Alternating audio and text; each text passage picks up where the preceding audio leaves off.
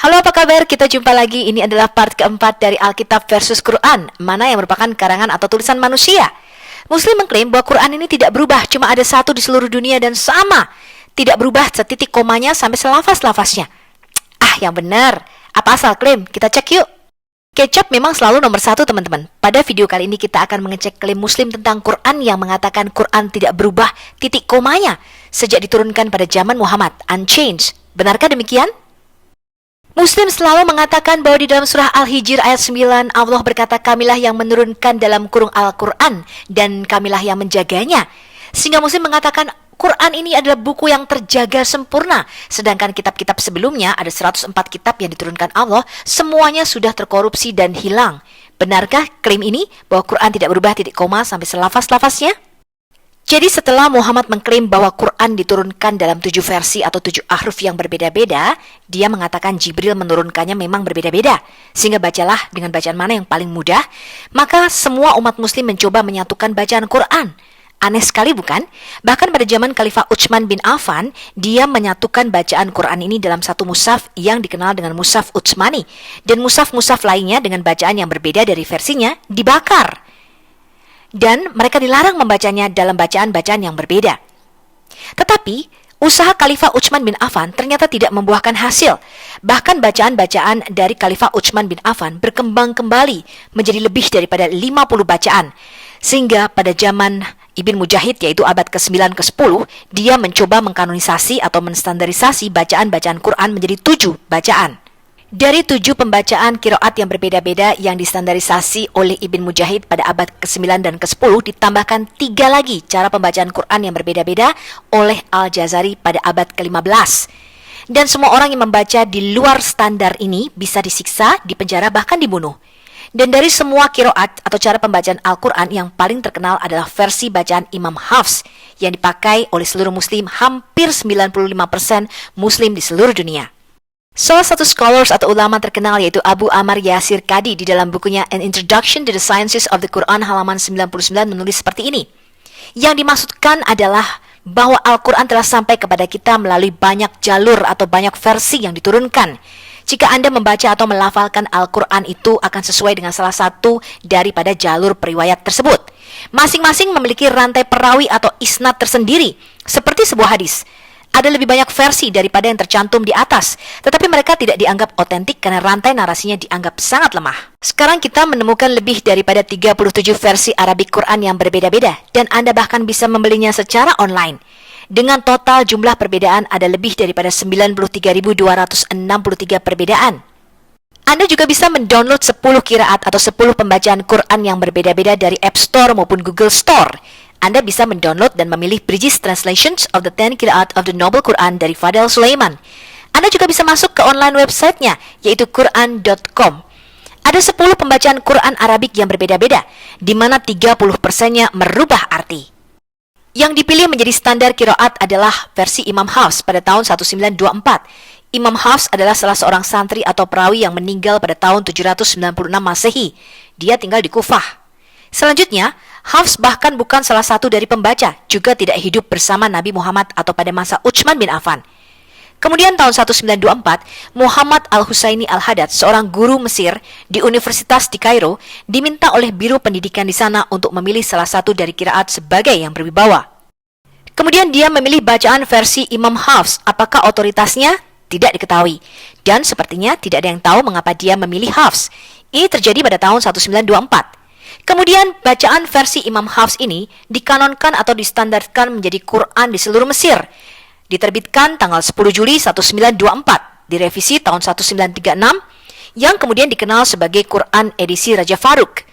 Kemudian dengan dukungan Arab Saudi, Quran versi Imam Hafs ini diedarkan di seluruh dunia tahun 1985, yang dikenal sebagai edisi Royal Cairo 1924 atau edisi Raja Fuad. Dan manuskrip-manuskrip Quran versi lainnya pada waktu itu ditenggelamkan di Sungai Nil, dan Anda bisa membaca sejarah kanonisasi Quran ini dalam buku Profesor Gabriel Said Reynolds, The Quran in Its Historical Context, halaman yang ketiga. Jadi apakah klaim di dalam Quran surah Al-Hijr, surah 15 ayat 9 dikatakan sesungguhnya kamilah yang menurunkan dalam kurung Al-Quran dan sesungguhnya kami benar-benar memeliharanya, bisakah klaim tersebut dibuktikan? Muslim tidak mempunyai Quran yang diturunkan pada malam Lailatul Qadar karena hanya mimpi Muhammad yang tidak ada saksinya. Sehingga sampai sekarang kapan Lailatul Qadar ini tidak diketahui. Muslim mengatakan bahwa pada malam Lailatul Qadar yang turun bukanlah sebuah kitab, melainkan hanya sekedar wahyu. Kita tidak tahu apa bentuknya. Apakah malaikat Jibril sudah menghafalkan dari Al-Fatihah sampai Anas? Tidak ada yang tahu, sebab tidak ada saksi dan tidak ada bukti. Bukan hanya itu, Muslim bahkan tidak mempunyai Quran zaman Muhammad, di mana dikatakan ada 65 penulis Muhammad yang dikatakan menulis langsung setiap kali Muhammad menerima wahyu. Dan Anda bisa membaca ini di dalam bukunya Profesor M.M. Azami, judulnya adalah Kutab Al-Nabi atau para penulis Nabi Muhammad. Bukan hanya itu teman-teman, bahkan Muslim tidak mempunyai Mushaf Utsmani yang mereka katakan Quran ini berasal. Mushaf Ali atau yang kita kenal dengan Mushaf Fatimah juga tidak ditemukan sampai sekarang. Begitu juga dengan Mushaf Hafsah yang dikatakan sudah dibakar, dan juga Mushaf Aisyah yang sebagian dimakan oleh kambing. Bacaan-bacaan Quran ini dikenal sebagai bacaan lokal, yang pada waktu itu memang terkenal. Ada beberapa versi bacaan Quran lokal, seperti misalnya sesuai dengan pembacaan Ubay bin Ka'b, Ibn Mas'ud, Abu Musa Al-Azhari, atau pembacaan Said bin Thabit. Manuskrip Quran tertua yang ada sekarang usianya kurang lebih 100-150 tahun setelah kematian Muhammad. Dan apa yang dikatakan oleh Muhammad Al-Masih, seorang ahli tulisan atau ahli kriptografi Arab dari Maroko. Dia mengatakan, "What is weird is that we have a preserved bird hair of the Prophet, but not one single copy of the original Quran from the era of Sahabah." Dia mengatakan, yang aneh adalah kita sampai sekarang ini masih mempunyai jenggot rambut Nabi Muhammad yang masih bisa kita lihat dan kita lestarikan. Tetapi kita tidak mempunyai satu pun salinan Quran sejak zaman era sahabat Muhammad. Kalau kita melihat korpus Quran teman-teman, yaitu tubuh atau bagan daripada Quran, Quran ini ditulis secara acak-acakan dan amburadul. Bahkan Muslim mengklaim ada ayat-ayat yang turun di Madinah tapi masuk ke dalam surat-surat Makkiyah, dan ada ayat-ayat yang turun di Mekah tapi masuk ke dalam surat-surat Madaniyah. Aneh bukan? Tata bahasanya membingungkan, kaidah sastranya rendah, dan sering pengulangan-pengulangan yang tidak perlu. Kemudian kisah sejarah 4.000 tahun ini diklaim sebagai wahyu. Padahal yang namanya wahyu itu artinya sesuatu yang baru, yang misteri, yang akan disingkapkan oleh Tuhan. Kemudian hanya Quran, kitab suci yang Tuhannya nyuruh bunuh diri, ada di 2 ayat, surah 4 ayat 66 dan surah 2 ayat 54. Kanonisasi Al-Quran juga acak adut, berantakan dan tidak runut. Contohnya surah Yusuf. Masa surah Yusuf ini mendahului surah Nuh, padahal Nuh lebih dulu eksis daripada Yusuf. Dan anehnya, surah 96 yang mereka klaim sebagai wahyu yang pertama kali turun, itu bukan ditempatkan nomor 1, melainkan justru urutan 96 teman-teman. Kemudian ada mitos-mitos dan dongeng-dongeng Kristen yang dijadikan surah. Misalnya 7 orang yang tertidur di dalam gua, yaitu surat Al-Kahf. Bahkan tokoh pagan yang disebut sebagai teladan, yaitu Nabi, tokoh Zulkarnain, Alexander Agung, itu mereka masukkan menjadi nabi di dalam Quran. Kemudian ada Quran yang namanya surah Al-Rum, hanya 5 ayat dari 60 ayat yang bercerita tentang Romawi. Itu pun salah sejarah. Kemudian mereka juga sok tahu tentang sejarah bangsa Yahudi dan Kristen, tetapi semuanya kesalahan sejarah.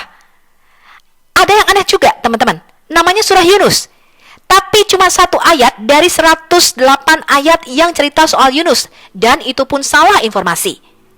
Nama surah An-Nisa misalnya, cuma 20 dari 176 ayat yang menyajikan soal perempuan. Tapi di surah inilah hakikat perempuan direndahkan. Jadi antara judul surah dengan isinya itu tidak sama. Sama seperti kalau kita membuka kaleng biskuit, judulnya kaleng biskuit Kongguan, tapi isinya rengginang. Sekarang kalau kita bandingkan dalam konteks sistematika dan kerunutan penulisan antara Al-Quran yang konon katanya ditulis oleh Allah dan Alkitab yang merupakan tulisan kesaksian para nabi dan para rasul, maka Quran ini ditulis secara tidak runut atau acak-acakan, tidak jelas seperti puzzle. Sedangkan Alkitab ini sangat jelas teman-teman, dan kita bisa mengikuti alur pemikiran sang penulisnya. Kemudian antara judul surah dengan isinya di dalam Quran tidak cocok, beda dengan Alkitab teman-teman. Ketika dikatakan surat kepada jemaat di Korintus, maka isinya sangat jelas.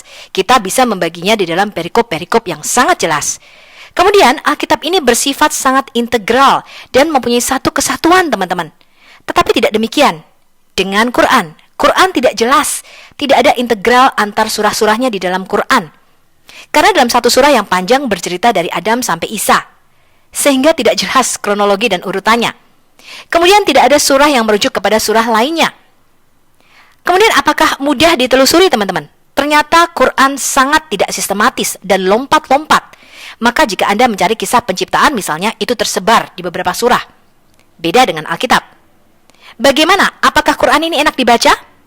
Tidak, karena tidak runut, tidak sistematis dan lompat-lompat. Sedangkan Alkitab sangat jelas, runut, sistematis, dan mudah dibaca. Apakah Quran mudah dimengerti? Sama sekali tidak. Mereka hanya menghafalkan bahasa Arabnya saja, tapi tidak tahu artinya. Mereka membutuhkan asbabul nuzul, buku tafsir, buku-buku hadis, dan buku pendukung lainnya. Sedangkan Alkitab tidak memerlukan semuanya itu. Jadi berbeda dengan Al-Quran yang konon katanya ditransmisikan dengan cara dihafal dari generasi ke generasi, Alkitab tidaklah demikian. Alkitab ditransmisikan kepada kita dengan cara ditulis lewat manuskrip-manuskrip yang jumlahnya puluhan ribu. Kita lihat ya, ini adalah permainan telepon yang dikatakan permainan bisik-bisik. Pembicara pertama mengatakan Abdul kencing sambil berdiri. Tapi setelah sampai pada pembicara kedua, bisa beda kalimatnya teman-teman. Abdul kencing sambil lari. Sampai di pembicara ketiga, dia mendengarnya juga berbeda. Abdul kencing lari-lari. Pembicara keempat mengatakan Abdul lari terkencing-kencing. Dan sampai generasi kelima sudah tidak jelas lagi apa yang dikatakan dari generasi pertama. Itulah penulisan Al-Quran dan hadis yang merupakan cerita-cerita rakyat ataupun riwayat-riwayat dari generasi sebelumnya yang dihafalkan katanya. Dan sebenarnya perbedaan manuskrip atau bacaan adalah hal yang biasa dalam seluruh kitab-kitab tulisan tangan kuno yang ditulis secara manual yang kita sebut dengan manuskrip. Menjadi tidak biasa karena Muslim menutupi hal ini dan menyebarkan Islam dengan kebohongan. Sampai jumpa pada video berikutnya dan kita akan membahas lebih dalam mengenai Al-Quran.